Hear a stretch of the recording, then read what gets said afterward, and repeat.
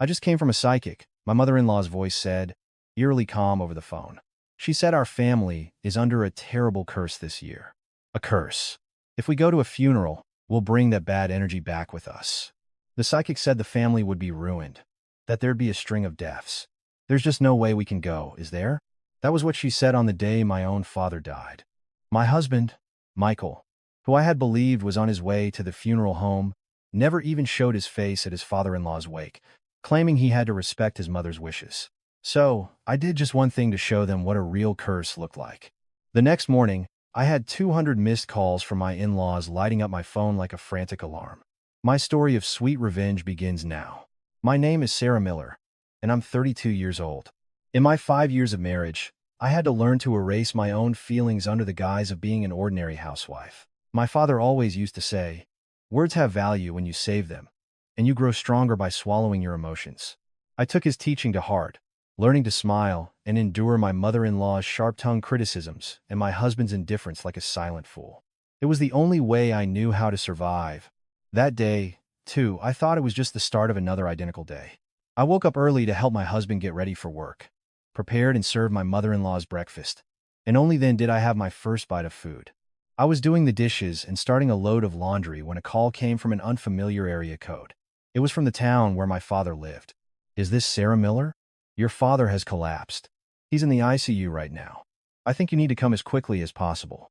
For a moment, my ears went deaf and my heart plummeted. The plate in my hand slipped and shattered on the floor. But even the sound felt distant, as if it were happening to someone else. I frantically grabbed my bag and ran for the front door, when my mother-in-law poked her head out of her bedroom. "Where are you going? You haven't given me my vitamins yet." Without even turning my head, I answered while putting on my shoes. "My father collapsed. I have to go to the hospital." My mother-in-law scowled and waved a dismissive hand. "Oh, fine. But what about dinner? Michael is bringing guests over tonight." I felt a chill creep into a corner of my heart, but I didn't say anything. I had no time to respond, and no desire to. I just opened the door and ran.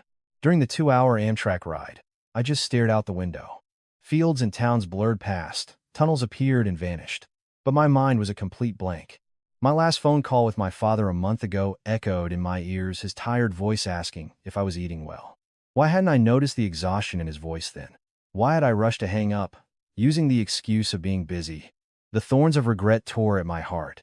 When I arrived at the hospital, my father was already lying in an ICU bed, connected to countless tubes. A doctor pulled me into the hallway and spoke with a grave expression. "It's an extensive cerebral hemorrhage. He's currently unconscious, and to be frank, the chances of recovery are low." My legs gave out from under me, and I sank to the floor. I had never once imagined my father could leave me so suddenly. The father who had struggled to raise me alone after my mother passed away so early. The father who showed no emotion when I got married, but whose eyes were red-rimmed. That night, my father closed his eyes for the last time. I was holding his hand, and I can still feel the warmth slowly turning cold in my palm. I pressed my forehead to the back of his hand and cried for a long time. I couldn't cry out loud, because that's what my father had always taught me. You have to swallow your tears. So, I just let my shoulders shake as the tears streamed down my face. I was the sole chief mourner, his only blood relative. The floral arrangements began to arrive at the funeral home, one by one. My father's business associates and friends from the neighborhood came, bowing their heads to me in respect. I sat in a corner of the viewing room in my black mourning dress, receiving guests. Every person who came to pay their respects told me what a good man my father was and offered their condolences on the sudden news. But my in-laws were nowhere to be seen. When I had called my husband, he'd said he was on his way, but hours passed and there was no sign of him. Then, my phone rang. The name on the screen was my mother-in-law. "Margaret, where are you?" She cleared her throat and then began to speak slowly. "Sarah, listen. I went to a psychic today." The out-of-the-blue comment left me speechless for a moment. My father-in-law had just died, and she was talking about a psychic? "Margaret, what are you talking about right now?" She lowered her voice, her tone now serious. "She's a very famous one. She told me that this is a year of terrible misfortune for our family. A curse. She said if we go to a funeral, we'll bring that bad energy back with us. The family will be ruined, and there will be a string of deaths. How can we possibly go there?" I couldn't believe my ears. babbling about a curse while her son's father-in-law lay in a funeral home. Margaret, my father passed away. What does a curse have to do with anything? I could hear her click her tongue over the receiver. Oh, Sarah, you just don't understand. You have no idea how terrifying these things are. What if something bad happens to my Michael because we went? The psychic made me swear absolutely, positively never to go near a funeral home. Am I supposed to walk right into disaster? It's your father. After all, he's already gone, and the living are more important. I'll send a generous check for the expenses, so you just handle it. Before the words had even finished, the line went dead. I stared at the blank screen for a long time, my hands trembling. A wave of emotion, anger, sorrow. I couldn't tell which rose in my throat. I was about to head back to the viewing room when my phone rang again. This time it was my husband. I answered, holding on to a sliver of hope. Honey, did you get a call from Mom? Michael's voice was nonchalant, as if he were talking about the weather. Yes, I did. She was saying some strange things. But you're still coming, right? It's your father-in-law's final farewell. You should be here as a son-in-law. Michael paused for a moment before speaking. Well, I can't really go against my mother's wishes, can I? I'll just wire you some money for the funeral. How much should I send? I squeezed my eyes shut. The man I had spent 5 years with, whose own father-in-law had died, wasn't even going to show his face. Just send money. I clenched my jaw to keep my voice from trembling. Forget it. I don't need it. What? Hey, what's wrong with you? Don't be like that. Just give me the account number. I hung up without another word. The smile on my father's face in the portrait photo seemed especially lonely today. I knelt before it and whispered to myself, Dad, I'm sorry. My husband is such a disappointment. You worked so hard your whole life to raise me. Your only daughter. How heartbroken you must have been, seeing me marry into a family like this. A day passed. My in-laws never came. The money my husband promised to send never arrived either. With the help of my father's friends and the neighborhood elders, I kept watch over the funeral home. I spent the night sitting before his portrait, catching a few moments of sleep in the early morning, only to wake up and greet more guests. It was the evening of the second day when my old friend, Jessica, arrived. She pulled me into a hug and patted my back for a long time. The warmth of her hand on my back finally allowed a single tear to escape and run down my cheek. Jessica held my shoulders, studied my face, and then spoke cautiously. Sarah, I think you need to see this. I debated whether to show you, but I feel like you have a right to know. Jessica took out her phone and showed me the screen. It was an Instagram post. In the photo were familiar faces. My mother-in-law, my father-in-law, my sister-in-law, and my husband, all smiling brightly in an airport lounge. They were dressed in flashy resort wear, wearing sunglasses, and taking a selfie. I checked the date of the post. It was from yesterday, the day after my father died. The people who claimed they couldn't come to a funeral because of a curse were on their way to a vacation. I stared at the picture for a long time. My mother-in-law, in a bright red dress, was holding a champagne flute. My husband had his sunglasses perched on his forehead, flashing a peace sign. On the day of his father-in-law's funeral, these people were at an airport, getting ready to start their vacation. Jessica watched my face, concerned. Sarah, are you okay? I nodded. Strangely, no tears came. I didn't feel anger or sadness. I just felt a hollow emptiness in the center of my chest. It was as if a bucket of ice water had been dumped over me, a chill seeping through my entire body. In that moment, I heard something inside me snap. I looked at my father's portrait and whispered internally, Dad, I'm opening my eyes now. The eyes I've kept closed for 5 years. For the rest of the wake, my phone remained dead silent. There wasn't a single call or text from my husband. Late that night, when the guests had all gone, I sat in a corner of the empty room and opened my mobile banking app. My father's corporate account appeared on the screen. Linked to that account were the business credit cards he had issued to my husband and mother-in-law. The credit limits were substantial. My father had always said things like, a man needs money to run a business, and I don't want my daughter to have to walk on eggshells around her in-laws. That's why he had so readily issued them the cards. I navigated to the card management menu, and the report lost stolen button appeared. My finger trembled slightly, but I took a deep breath and looked up at my father's portrait. He was smiling. His smile seemed to say, it's okay. Go live your own life now. As my fingertip pressed the button, a thrilling jolt ran through me. as if all the emotions I had suppressed for 5 years were exploding at once. The bland message on the screen, "Your request has been processed successfully," was more than just a confirmation. It was the overture to the second act of my life. A declaration of bankruptcy served upon them. There were 4 cards in total issued under the umbrella of my father's generosity. 2 corporate cards that fueled my husband's greed. A family card that adorned my mother-in-law's vanity. And one for my sister-in-law, who lived off them like a parasite. My father's warm heart, his desire to ensure his daughter wasn't looked down upon, had been slowly gnawed away by them. Feeling a grinding rage, I went down the list, canceling the cards one by one. With each press of the button, I felt a crushing weight lift from my soul, a sense of exhilarating release. At that moment, they were probably in the lobby of some luxury resort in Bali, planning their next vacation. They would have casually handed over a card, feeling not a shred of guilt for skipping out on their father-in-law's funeral. But soon, the sharp beep of the card reader would have announced the end of their paradise. Transaction declined. Card reported stolen. A panicked Michael would have tried another card, and then another, but the result would have been the same. Every path that had allowed them to play king and queen in my father's empire was now, at this very moment, completely blocked by my fingertip. I wondered how pathetic they would look, fumbling in front of all those people who had likely never handled a significant amount of cash in their lives. My mother-in-law, who valued her public image more than life itself, must have had a face as red as a ripe tomato. Just imagining it brought a cold smile to my lips. As expected, my phone began to ring incessantly. My husband, my mother-in-law, my sister-in-law, the 3 of them called relentlessly, as if running a relay race. But I ignored their frantic cries like noise from another world. Soon, a flood of text messages followed. "Sarah, what's wrong with the cards? Stop playing games and answer your phone. What the hell do you think you're doing? Do you want us to be completely humiliated out here? Humiliated? What you did, going on vacation with your mistress on the day my father died, is an act so despicable that even the word humiliation falls short. It's a betrayal of family that you will never understand." I scoffed. "Your mother is about to have a heart attack. Call me right now." "A heart attack? My heart is torn to shreds and bleeding, and you're whining about a potential heart attack." Just then, the door to the viewing room opened, and another guest arrived.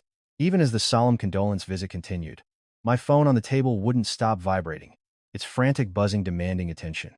The manic vibration was so intense that even the guest glanced at it.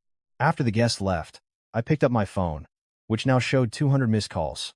Without hesitation, I pressed and held the power button. Their world vanished into the pitch-black darkness of the screen. The next morning, after seeing my father off at the crematorium, I held the urn, still warm, in my arms. The man who had been a mountain of strength, who had protected me my whole life, was now a small box that fit in my 2 hands. The tears I had been holding back streamed down my cheeks again. When the whirlwind of the funeral was over, and I returned to an empty house, the taut string of tension inside me snapped, and all the energy drained from my body. My body, which had been awake for 3 days and nights, begged for sleep, but my soul screamed that it couldn't. I had to sort through the traces my father had left behind with my own hands. The moment I opened the front door to my childhood home, I froze. The scent of my father hit me, the bittersweet smell of the cigarettes he always smoked, the heavy scent of old books that filled his study, and that unique scent that was his alone. The realization that I would never smell it again made his absence a gut-wrenching reality. In the family photo hanging on the living room wall, my father was holding my hand, wearing the happiest smile in the world. It was my wedding day. Standing before that proof of a false happiness, I mumbled to myself, "Dad, I'm home." In the corner of my father's room stood a massive safe. He had once told me the combination, saying, "If anything ever happens to me, you open this." It was my birthday. With a trembling hand, I entered the numbers. With a heavy metallic clunk, the door swung open, revealing decades' worth of files. I had always thought of my father as a frugal man, but as I went through the documents one by one, my eyes widened in shock. 3 commercial buildings in Manhattan, 2 in Soho, 2 more in upscale Westchester County, all were in my father's name. It was a silent empire far beyond my wildest imagination, built quietly for his only daughter. I sat there, stunned, for a long time. Then, from the deepest part of the safe, one particularly out-of-place envelope caught my eye. Unlike the other files, it was bound tightly with a thick red rubber band. The label read, Cafe capital details. Why was my husband's cafe ledger in my father's secret safe? A dark premonition slithered down my spine. The moment I opened the ledger, I stopped breathing. The $500,000 my father had provided for my husband's cafe renovation. But the flow of money in the ledger was completely different from what I remembered. Only $100,000 had gone to the interior design firm. The remaining $400,000, a massive sum, had been transferred to an account under the unfamiliar name of Chloe Young. Chloe Young. As the name, which I'd never heard before, burned into my retinas, I understood why my father had kept this ledger separate. He had known that his hard-earned money wasn't going into his son-in-law's business, but into some other dark hole. As my mind reeled in chaos, my phone rang as if on cue. It was my friend, Linda. Sarah, a friend of mine who's in Bali, sent me a picture. You have to see this. The screen showed a swimming pool at a luxury resort, bathed in dazzling sunlight. And there, in that paradise, was my personal hell. My mother-in-law and sister-in-law, and next to them, my husband, Michael Davis, with his arm wrapped around the shoulder of a strange woman in a bikini, flashing a radiant smile I had never seen before. My mother-in-law was chatting with the woman as if she were her own daughter-in-law. Linda, who is this woman? My friend said they've been together since the airport. A cold dread shot through me. Could it be? I put down the phone and opened the ledger again.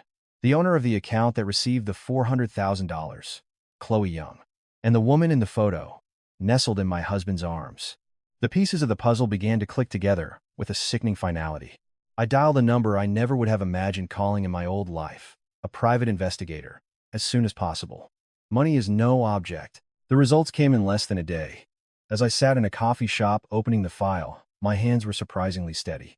The flight manifest clearly showed the names: Michael Davis, Margaret Davis, Patricia Davis, and right next to them, Chloe Young. The resort reservation details were even more damning. One twin room for my mother-in-law and sister-in-law, and one suite booked under the names Michael Davis and Chloe Young. The final file contained Chloe Young's personal information: age 28, occupation, social media influencer, and in her name, 2 properties, a condo in Tribeca and another on the Upper East Side. The moment I checked the property deeds, a bitter laugh escaped my lips. The purchase dates of the condos matched perfectly with the times my father had given my husband money for the cafe's expansion and renovation. All the pieces fit. My husband had taken my father's blood, sweat, and tears and funneled it directly into his mistress's real estate portfolio. And my mother-in-law, knowing everything, had gone on an overseas vacation with her son's lover, all while her daughter-in-law was mourning. The talk of a curse was nothing but a disgusting excuse to hide this ugly truth. I sat at the cafe table, staring into space for a long time. Grief turned to rage, and rage turned to ice-cold clarity. I now held in my hands the perfect evidence to prove all of their sins. When they finally stepped back on American soil after their sweet vacation, what kind of welcome gift should I prepare for them? The gates of hell were already wide open. A deep, bone-aching exhaustion settled over me. But I couldn't rest. I wouldn't rest. There was no time to wallow in grief. This was now a war. I had a duty to protect what was left to me and to reclaim what had been stolen. Without hesitation, I contacted the most powerful weapon left to me: Daniel Kang, the top attorney at one of the country's most prestigious law firms. Amidst the heavy scent of incense that filled the funeral home, he had stood out, a figure of cool, solid presence. He had bowed deeper than anyone before my father's portrait and approached me to say, "I owe your father a debt I can never repay. Sarah, if there is anything I can do, whatever it may be, I will do it." It was only then that I learned he was the poor student my father had secretly sponsored throughout his life. Let not thy left hand know what thy right hand doeth. My father, who helped others his whole life without ever seeking recognition. He was my father's last gift to me, perhaps a lifeline from heaven itself. I called him and, in an ice-cold voice, explained the situation. I told him that my mother-in-law had been living rent-free in a house owned by my father for the past 5 years, and that it was now time to get them out. Before I could even finish, he had grasped the core of the issue. "Sarah, legally, this is a tenancy at will. Upon the homeowner's death, their right to reside there is automatically terminated. I'll gather the necessary documents and head there immediately." His confident voice added a sharp edge to the blade of my revenge. After hanging up, I drove to the place I once called my in-laws' home, the house my father had bought for me when I got married. only for me to lose it to my mother-in-law's greedy remark. "Oh, this house is lovely. Why don't we live here?" First, I went to the building management office and presented my father's death certificate and my birth certificate, proving I was the sole heir. Everything was going according to plan. A locksmith arrived, and the keypad code on the front door was changed to a number only I knew one they would never be able to open. The click of the new lock sounded like a celebratory firecracker, heralding the start of the second act of my life. Just as all preparations were complete, Daniel Kong arrived, his black coat billowing behind him. Following him, like shadows, were 4 burly men. "They're from a security firm, just in case," he explained. "A top-tier lawyer. Indeed. Leaves no room for variables." Some time passed before a taxi glided to a stop at the entrance of the complex. The first person to get out was my mother-in-law. Her hair was a mess, her makeup was streaked with tears, and her expensive resort wear was so wrinkled she looked no different from a homeless person. Following her were my husband and sister-in-law, both looking haggard with dark circles under their eyes. We took a separate elevator up first to prepare the stage for them. When their elevator arrived, my mother-in-law, not noticing us standing in the hallway, confidently punched in the old code. "Beep, beep, boop. Wrong code." "Huh? What's this? Why isn't it opening?" "Beep, beep, beep, beep. Wrong code. What is wrong with this thing?" "Michael, you try." As my husband began to jab angrily at the keypad, with the same result, I finally spoke. "It's because I changed the code." All 3 of them turned to look at me at once. My mother-in-law's eyes widened in shock. "Sarah, did you enjoy your trip? Margaret?" My sarcastic question made my husband lunge toward me, enraged. "Hey, Sarah, are you kidding me? What the hell is this? Canceling all the cards? Do you have any idea what we went through in Bali? We slept on the airport floor for 2 days." I scoffed. "Oh, you did? What a shame. I should have wired you some money for your hellish ordeal." As my husband, having lost all reason, reached out to grab my arm, Daniel Kang stepped in front of him like a mountain. "I'd advise you not to touch her." Michael flinched and backed away at his cold command. Daniel pulled a business card from his pocket. "Daniel Kang, from the law firm of Jiang and On. I am Miss Miller's legal counsel." I ignored my husband as if he were invisible and stared directly at my mother-in-law, whose face was growing pale. "Margaret, you know whose name is on the deed to this house, don't you?" Daniel pulled a set of cold legal documents from his briefcase and spread them before her. "Mrs. Davis, this apartment is registered in the name of the late Robert Miller. You were residing here as a tenant at will, with his permission. Under civil law, upon the homeowner's death, that permission, your right to reside here, is terminated. Let me put it simply, you all need to leave this house immediately." "What are you talking about? This is our home." "This is not your home," I said, stepping closer to look her in the eye. "It's my father's house. And people who use a ridiculous excuse like a curse to not even bother to show up for his funeral don't deserve to live here." My mother-in-law's lips trembled. I turned my gaze to my husband, Michael Davis. "Who is Chloe Young?" At the mention of that name, my husband's eyes shook as if an earthquake had hit. "The $400,000 you took from my father for the cafe. It didn't go to the cafe, did it? It went straight into that woman's bank account. The condos in Tribeca and the Upper East Side, you bought them for her with that money, didn't you? You sat right next to her on the flight to Bali." My mother-in-law jumped in frantically. Sarah, that's a misunderstanding. Chloe is just Michael's business partner." "Margaret," I cut her off with an icy tone. "Do business partners go on overseas trips and sleep in the same hotel suite? You know everything, so why are you pretending?" A heavy silence fell. I delivered their final sentence. "I'll give you time to pack your things. 3 days. If you're not out in 3 days, we will proceed with a legal, forceful eviction." The 3 days of mercy I offered were just that. But I knew my in-laws wouldn't go quietly. Sure enough, on the second day, a call came from my mother-in-law. I casually declined it, and a text message followed. "Sarah, we need to talk? I think you've misunderstood something." What could I have possibly misunderstood? I smirked and ignored the message. Instead, I focused on what I needed to do. I met with Daniel Kong to plan our next battle and started the process of managing my father's vast estate far more productive tasks. And then, on the fateful third day, I returned to what would soon be their former apartment with Daniel Kong and his reliable security team. I had made it clear that today, the mercy was over. But as we entered the apartment complex, something was off. A crowd of people was gathered near the entrance, murmuring and staring at something. Puzzled, I pushed through the crowd, and an unbelievable sight unfolded before my eyes. On the lawn in front of the building, all of their belongings were piled up like a mountain of trash. And at the center of it all, the main event was in full swing. My mother-in-law, her hair disheveled, was on the ground, beating her fists and wailing dramatically. Oh, the injustice! Where in the world is the law? That evil witch of a daughter-in-law is throwing her sick mother-in-law out onto the street. Oh, the heavens are cruel. The residents seemed completely taken in by her heart-wrenching performance, whispering among themselves. My goodness, her daughter-in-law kicked her out? I hear young people are terrifying these days. So, this was her plan. She had deliberately moved all her things outside to stage a one-act melodrama. It was such an obvious ploy to gain sympathy and turn the tables that I had to laugh. I slowly walked toward the center of the stage for the show's climax. Spotting me, my mother-in-law cranked up the volume of her cries. It's her. That's the demon who did this to me. All eyes turned to me. She looks mean, doesn't she? I heard someone mutter. I just shrugged. Just then, my mother-in-law leaped to her feet, claws out, and lunged for my hair. In an instant, one of the security guards blocked her like a solid wall, and she stumbled backward. I took a tablet from my bag and spoke quietly. Margaret, the soap opera ends here. I raised my voice to address the crowd.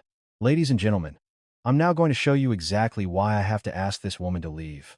On the tablet screen, a photo appeared of my mother-in-law smiling brightly under the Bali sun, a champagne flute in her hand. Next to her was my husband with his arm around his mistress, looking very affectionate. Do you all know when this picture was taken? On the day of my father's funeral.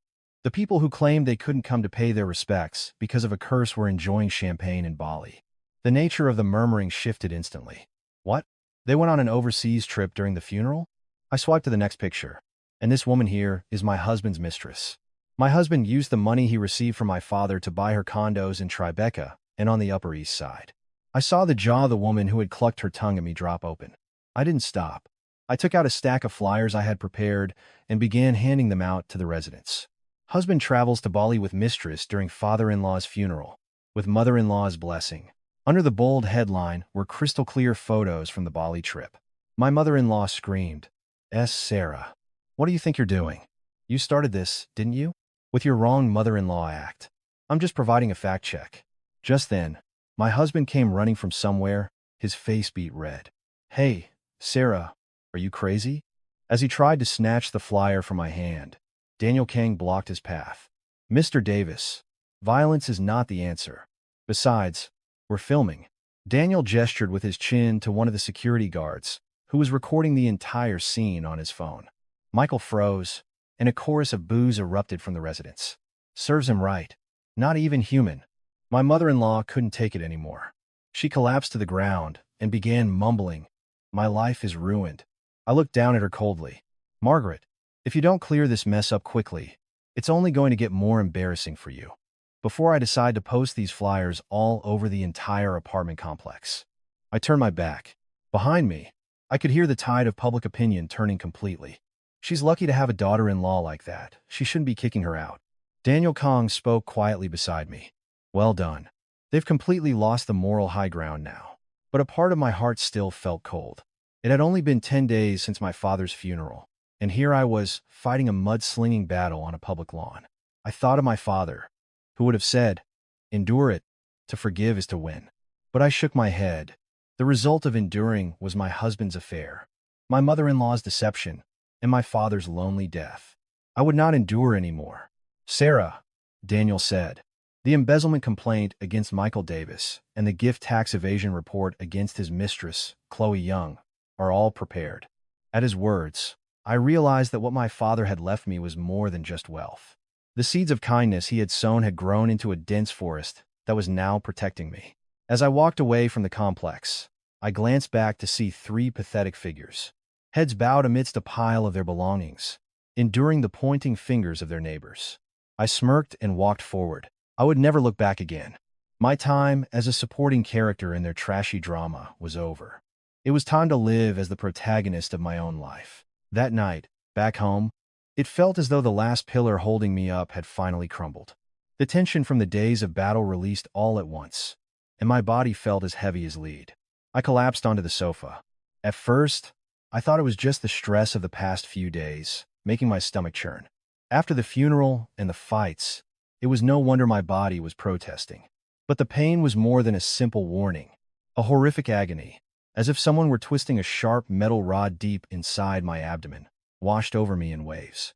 Cold sweat poured down my face as I stumbled to the bathroom.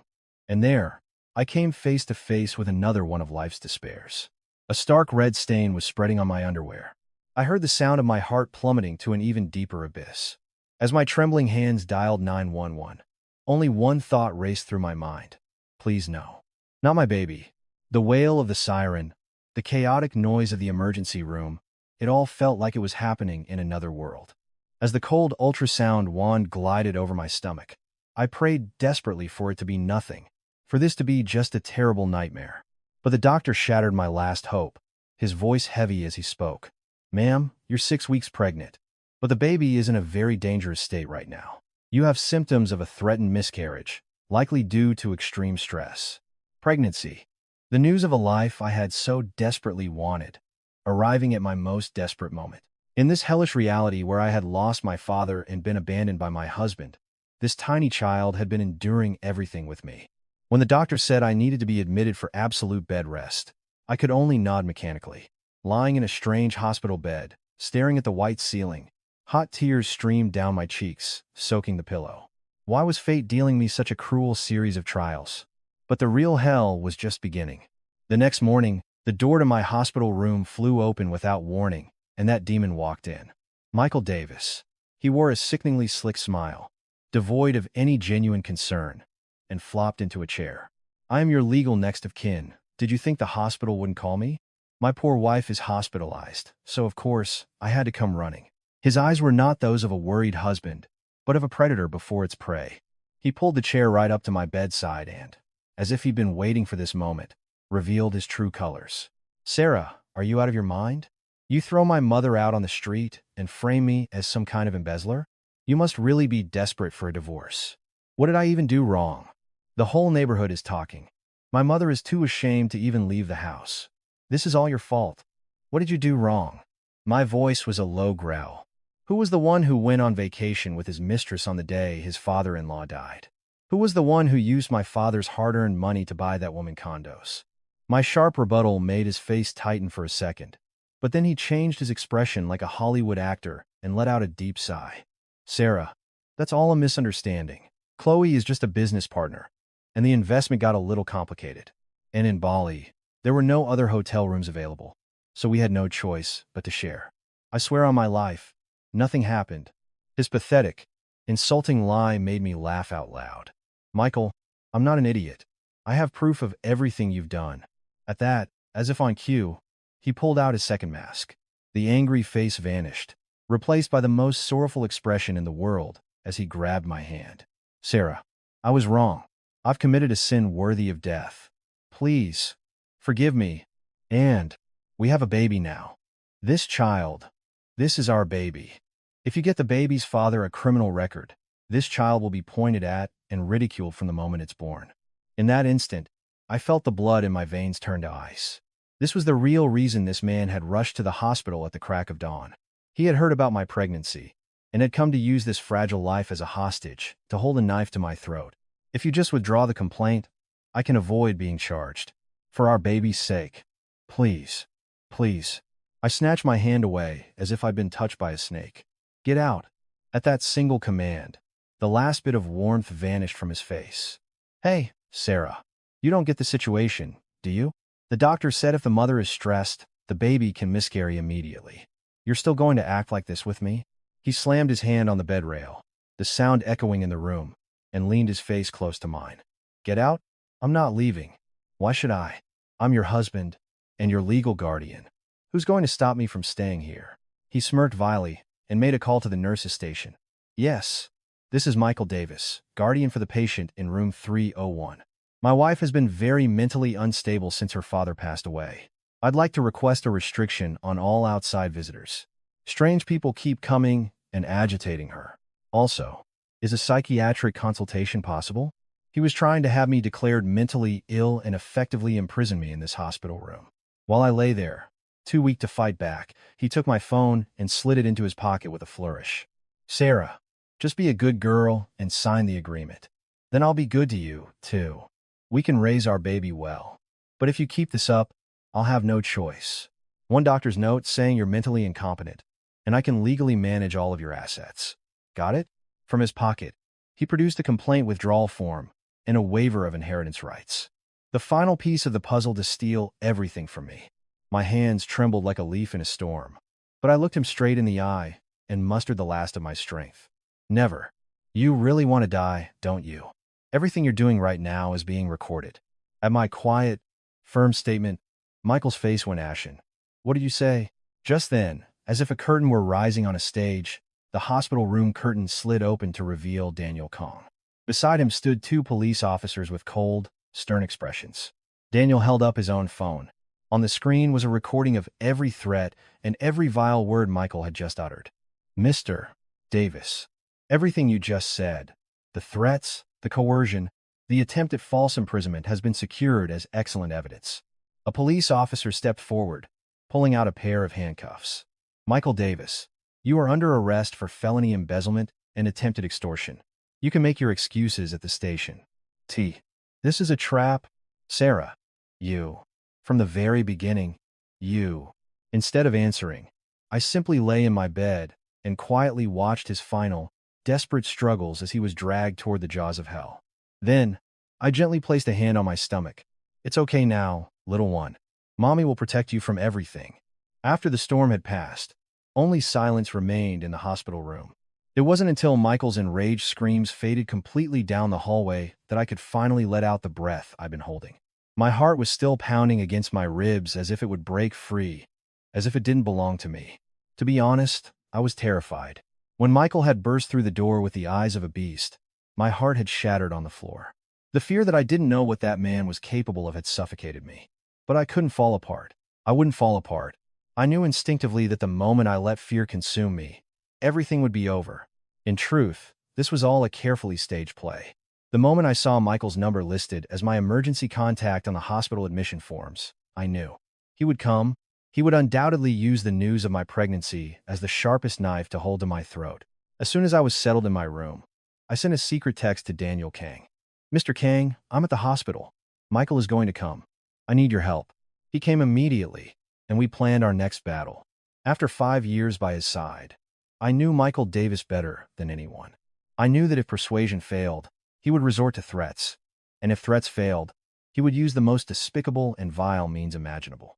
So, I decided to become the most fragile and helpless piece of bait.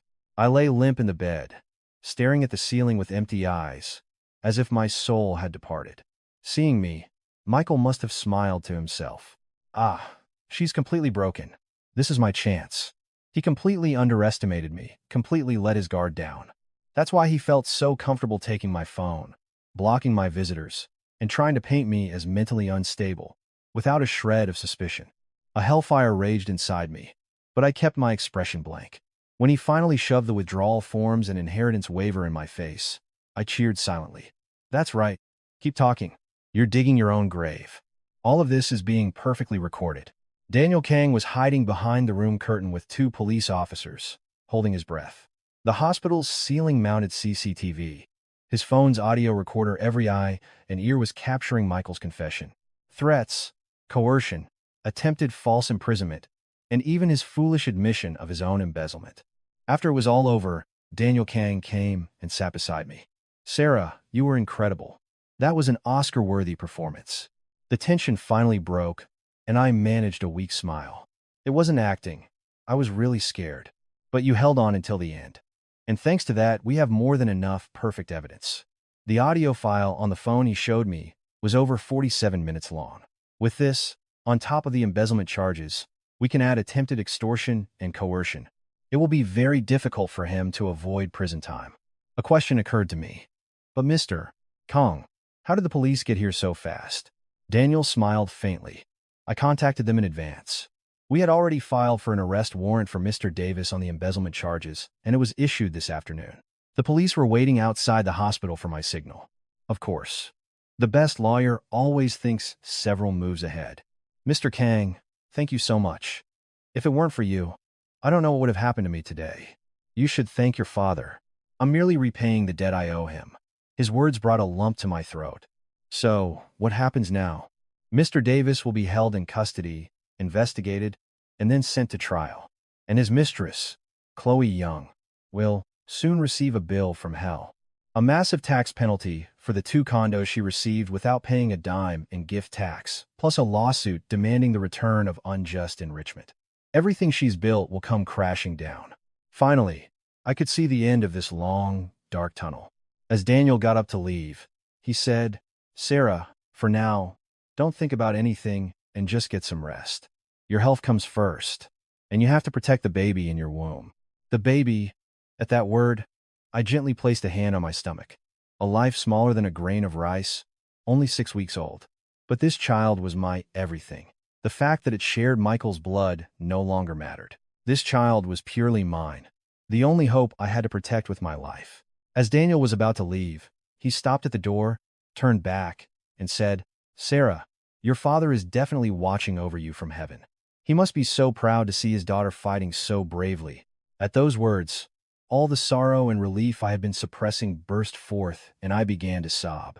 After crying like a child for a long time, I looked out the window. The winter sun was setting, painting the sky in a beautiful orange glow. With my hand on my stomach, I whispered softly, "It's okay now, little one. Mommy will protect you from everything. The 2 of us are going to live a wonderful life."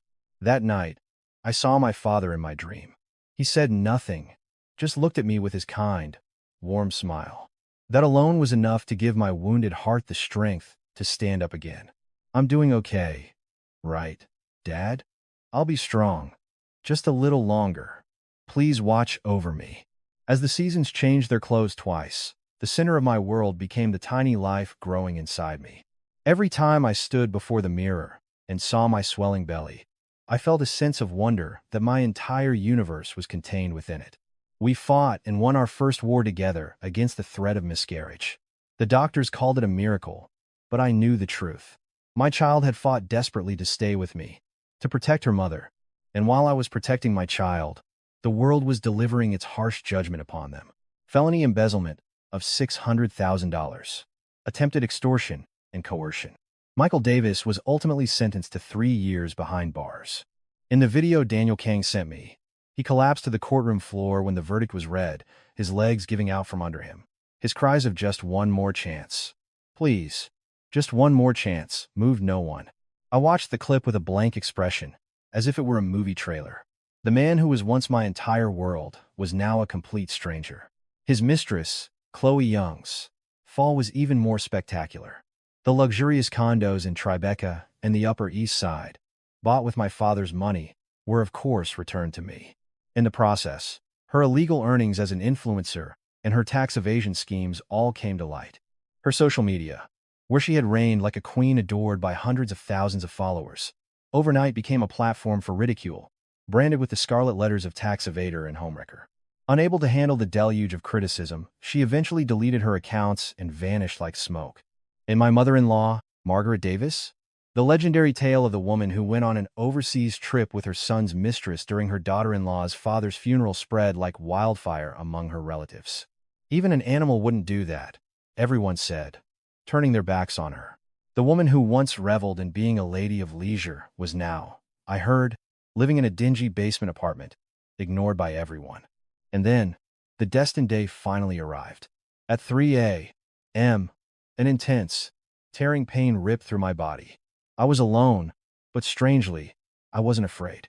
On the solitary taxi ride to the hospital, I thought of my late father. As I crossed the threshold of the delivery room, I whispered, "Dad, I'm becoming a real mom today. Please give me strength from heaven." A grueling 12-hour battle. Finally, a powerful cry echoed through my world. 7 pounds, a healthy baby girl. The nurse placed the tiny, warm being in my arms. The tears I had held back for so long gushed out like a waterfall. Ah, this tiny child was my comrade, who fought alongside me through those hellish times. Trembling with awe, I kissed my baby's forehead and made a promise. "My sweet girl, from now on, you will only walk on paths of flowers. Mommy will be your whole world." I named her Grace. Grace Miller, The name, of course, came from my father's side. That man's surname had no right to grace the first page of my child's life. As I sorted through my father's estate, I made a decision. This money was not just an inheritance. It was the embodiment of my father's warm heart. And so, in his name, I established the Robert Miller Hope Foundation to serve as a shield for women who, like me, have to fight against the world while raising a child alone.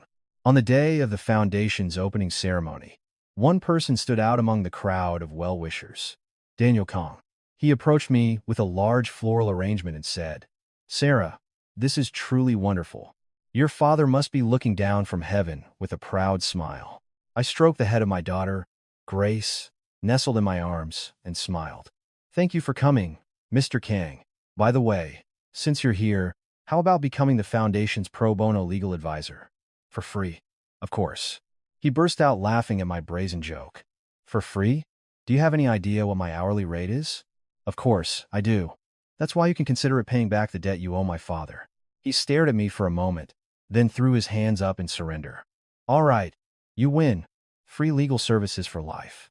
One day, as I was buried in paperwork, having forgotten to eat lunch, Daniel Kong showed up. "You're going to collapse at this rate. Let's go. Time for lunch." At a quiet restaurant, he suddenly spoke up. "Sarah, I've had feelings for you since the first time I saw you." I froze, certain I had misheard him. "What? What are you?" "It was at the funeral home," he continued. "Everyone was lost in grief, but you didn't even have time to be sad. You were handling everything on your own. Seeing you then, I thought to myself, I have to protect that person." His gaze was gentle and direct. "I watched from the sidelines through everything, the cruelty of your in-laws, your husband's betrayal, and you giving birth and raising a child all alone. Every time you seemed to be breaking, my own heart broke with you. But you always stood back up. It was perhaps inevitable that my heart would turn to you. Sarah, would you be willing to start a new beginning with me? I want to be a father to Grace." My heart began to pound wildly. I wanted to deny it, but I had developed feelings for him, too. He was the only person who had stood by my side without asking for anything in return, the only one who had offered me a shoulder to lean on. I finally managed to find my voice. "Mr. Kong, I'm still a married woman. I know. Your husband is incarcerated, so we'll have to proceed with a contested divorce. Don't worry. I'll take care of everything." "For free again?" "Yes," he smiled. "For you, everything I have is free for life." I couldn't help but laugh. That day, I accepted his confession. A year later, my husband signed the divorce papers in prison. As for the division of assets, he could use his prison wages to pay back the money he stole. His share of my life was now zero. With the divorce papers in hand, I stood by my office window at the foundation, watching the cherry blossoms flutter outside. Daniel Kang came up beside me and gently took my hand. "Sarah, it's really spring now." "Yes," I said. "It's a brand new start. Shall we go pick up Grace, then?" "Dinner's on me tonight." We left the office together. As he started the car, a story came on the radio. Today's story is about breaking free from the shackles of exploitation in the name of family. I smiled, turned up the volume, and we drove out into the spring day. "Dad, I'm truly happy now. I've met a good person, and Grace is growing up so beautifully. Please watch over us from heaven." Thank you for listening to my story. Yes, what did you all think of Sarah's story today? Sometimes, the moment of deepest despair can be the greatest opportunity to begin your real life. Just as you can only appreciate the warmth of spring after enduring a harsh winter, Sarah overcame her most painful wounds to cultivate a happiness that is stronger and more brilliant than ever.